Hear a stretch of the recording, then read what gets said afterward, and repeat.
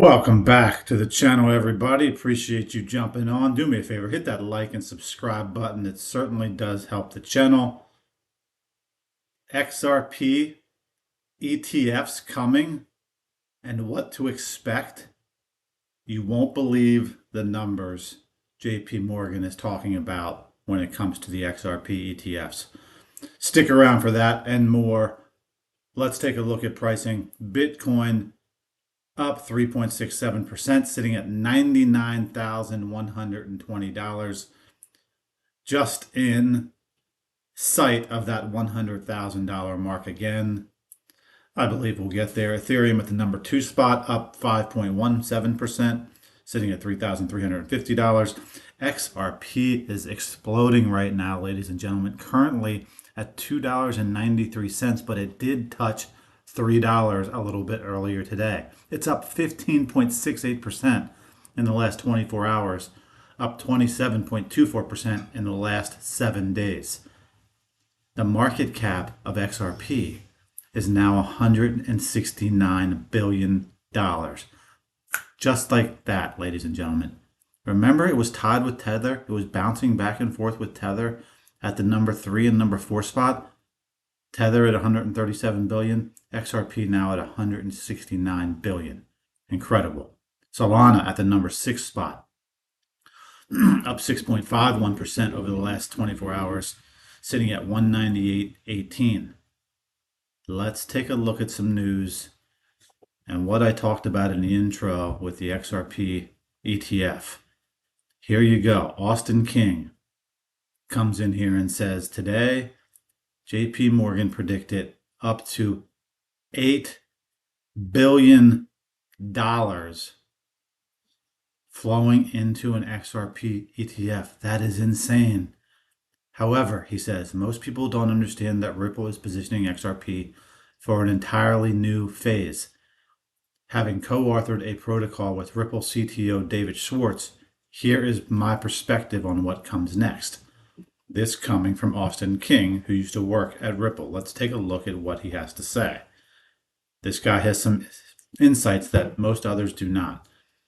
He says the first stage of their strategy focused on offering fast, low-cost payments to acquire a massive base of customers, which they've done already, from traditional finance. Remember, they have something like 1,700 NDAs that they are not willing to discuss at this time. And the courts have said they don't need to release those. Austin King goes on to say, now, having processed over $50 billion in payments, Ripple is entering the second stage of their plans for XRP. What does this entail? Austin King says Ripple is now planning to leverage all those customers' relationships to tokenize the world's traditional financial assets. Say that again, to tokenize the world's traditional financial assets. This will position the XRP ledger as the center of the on-chain economy by distributing those assets across all chains. All chains, not just the XRP ledger. But why leave the XRP ledger? Austin King answers that. Expanding these tokenized assets across all chains will enable them to capture DeFi market share across all chains, driving fees from multiple chains back to the XRP.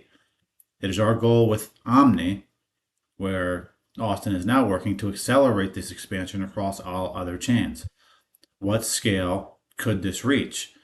And he shows an image here of XRP working with these banks, and then working across chain with Omni to expand XRP's tokenized assets.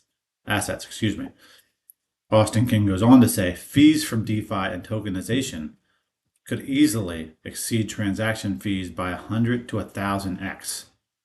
Liquidity, people, that's what we've been saying. We need liquidity.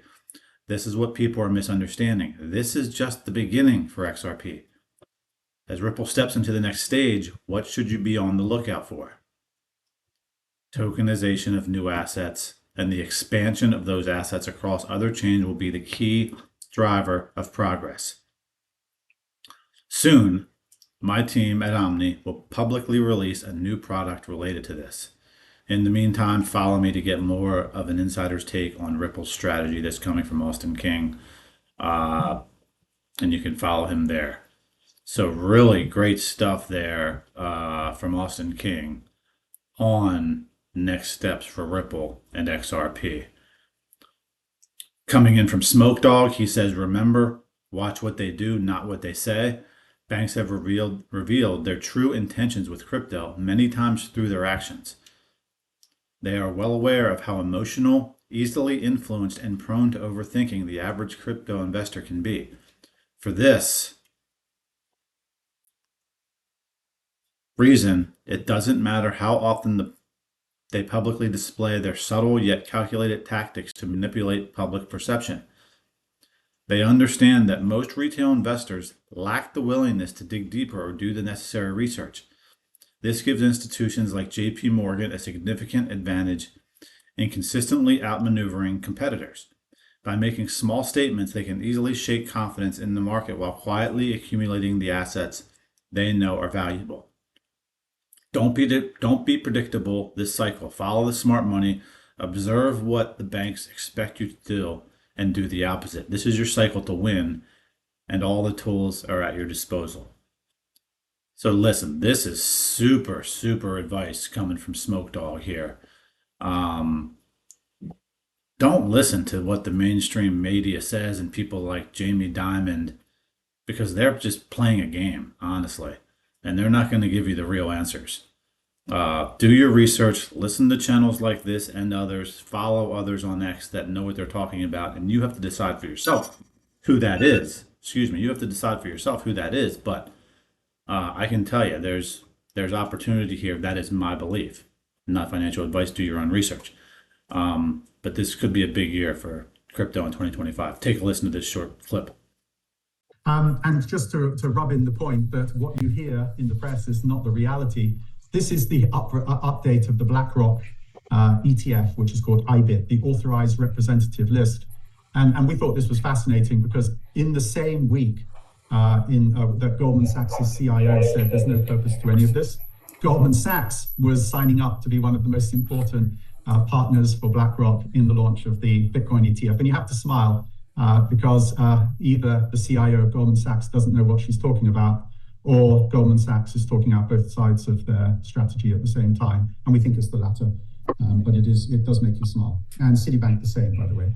And just to rub in the point. So good stuff there from Smoke Dog. Remember, do your own research, dig in a little bit, spend some time learning about it, and then make your investments. And only invest what you can afford to lose, because you got to start slow and then build up and build your confidence. Appreciate you jumping on. We're going to cut it short today, but keep subscribed. Hit that like and subscribe button. It helps the channel, and we'll see you on the flip side.